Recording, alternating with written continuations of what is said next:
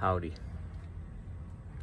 If you watch my channel, you know chances are I'm either fixing something, taking on another project, or making coffee.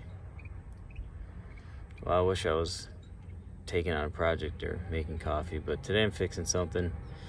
I came home yesterday to my water main going into my house geysering, and it was spraying directly on my power panel here from down here. As much as I love to mix my dihydrogen oxide with my electrons, it's definitely something that I needed to take care of. So that's what we're doing today. So originally this coupler is what had a hairline crack in it on the original setup. My water main's down there, the shutoff I should say is down there by the fire hydrant, comes all the way up, comes into my house here, and this is the section that I cut out to replace this coupler. And as you can see, this is at a funky angle. This is older construction, so the ground has settled, and it's copper going into the house, so this angle was kind of unavoidable. Obviously my coupler's not leaking, but this threaded part is leaking, and I just don't really want to deal with plumbing, so I'm gonna go ahead and fix it the easiest way I know how. Let's go. All right, so this video is more of like this is the type of stuff you can do, not necessarily a how-to, because you know not everybody's application is going to be the same, but I do kind of want to just show the DIYers and the homeowners like some of the options you have. So in my case, I've got my PEX, and what I meant by the easiest way I know how is PEX, because PEX is super easy to work with. You're gonna want to make sure you get, if you're doing water main, you're gonna want to make sure you get PEX that is rated for water main underground use. This stuff is rated for 160 psi at 73 degrees and 100 psi at 180 degrees Fahrenheit. Honestly, I hope that the ground temperature where I live never gets to 180 degrees. If it does, we might have bigger problems than my water main. So anyway, you can bury this stuff, and you can bury shark bites. People will tell you can't. They're wrong. The only thing that would prohibit you from doing that is your municipal code, but some municipalities allow it and some don't. Mine does, so I'm gonna go ahead and do this. All right, so first step, I have to go ahead and turn the water off down by the road, and then I'm gonna cut the piece out that I put in yesterday. Pro tip, if you don't already know, it's so much easier with one of these, but if you don't have one, a regular hacksaw would work too, just not so fun. All right, so here's my water meter, and here's the shutoff right here. It's kind of hard to see in there, but that's it. I'm gonna go ahead and shut that off. Be a bad day if I started cutting my coupler out without turning this off first, which I almost did. There you go. Now lucky for me, I got this hose bib right here so I can relieve the line pressure. If you don't do that, even after shutting off your water, you're still gonna have some pressure in the line, so when you cut it, it'll spray all over you. So I'm just gonna go ahead and relieve this pressure real quick, let some of the water out. There we go. And don't mind this mess, it's what I had to dig up to get to this. All right, got that cut. This is back draining a little bit. That's totally normal. It's gonna basically drain everything that's in your house out. While I wait for that to finish, I'm just gonna go ahead and spin this off, get this out of the way. All right, that's removed. This little bit of water that's coming out here, part of the reason I'm going the shark bite route and not sweating new copper on is because that's a real pain in the butt. I know there are methods and ways to fix having water in your line when you're sweating, but when there's water in there and you're trying to sweat the copper on, it cools the pipe and then you don't get a good solder, if you get solder melt at all. So it's just, for me, so much easier to go the shark bite route. It's also easier to fit stuff, just easier all around. I must say though, it is a bit more expensive. Now, before I put this on, I'm gonna Teflon tape the threads here. It's always a good idea when you're doing this to wind your threads clockwise, so that when you thread your fitting on, it goes with the tape and doesn't basically pull the tape off of where you're trying to apply it.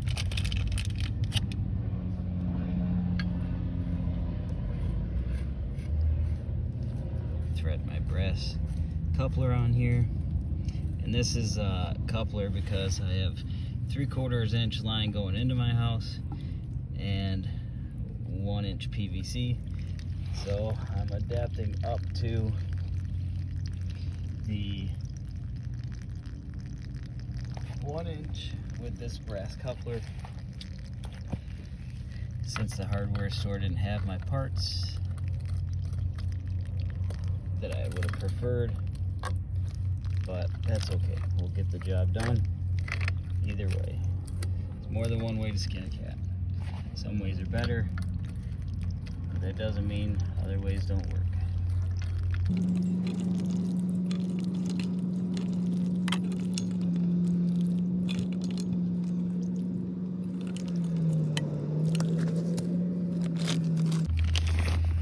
Next,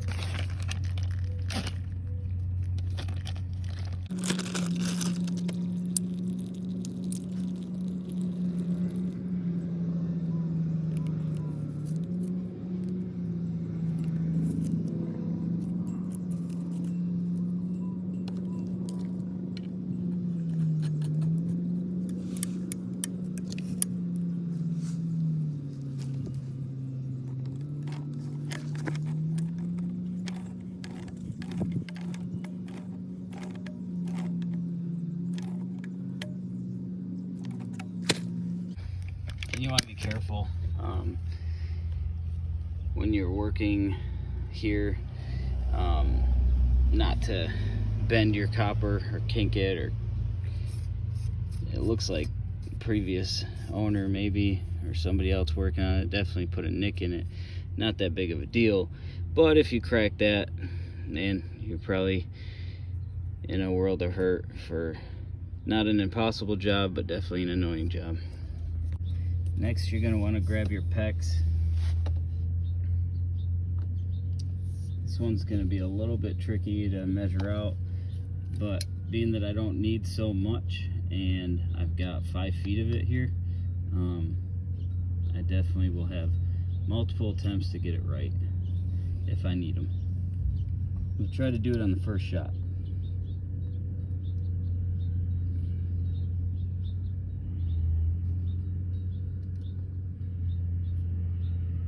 I'm sure there's probably a way to measure this accurately.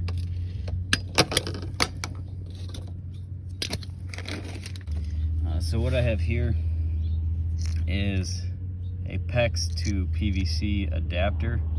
This is 1 inch PEX to 1 inch PVC. Obviously, as you can see, this here is PVC, and I'm using PEX in between. when you are using these shark bite fittings and you're using PEX, this little centerpiece stays in. But if you were adapting, say, to copper, you would yank this piece out.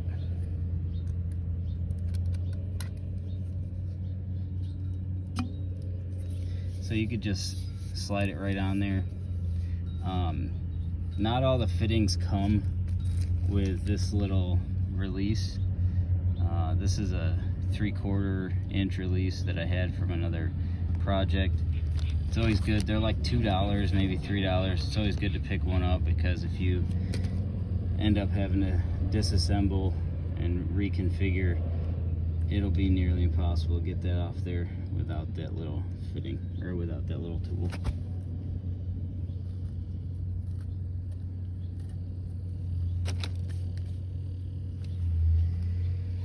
Before you put your shark bite onto your PVC, it's a good idea to clean up any of the burrs that you have.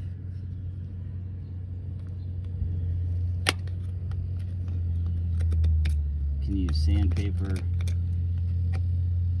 I like using my knife, so I'm using it. Not that big of a deal, whatever gets the burrs off.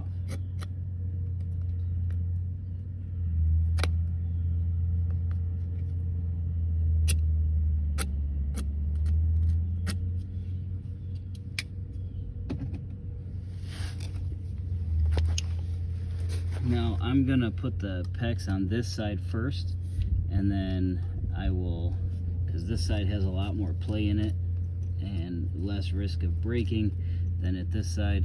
So I'm gonna go ahead and put this one on first. There, it's on there nice and snug. And then I'm going to go about putting this side on. I might need to take off another, I don't know, 1/4 inch there on my PVC. Not that big a deal.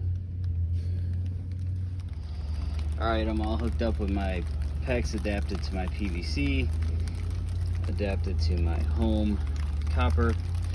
I am going to go turn the water main on, and hopefully no leaks.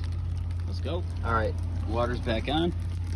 I'm just gonna dry this off. It's raining. I'm gonna dry this off and make sure it doesn't look like anything's leaking. And it does not.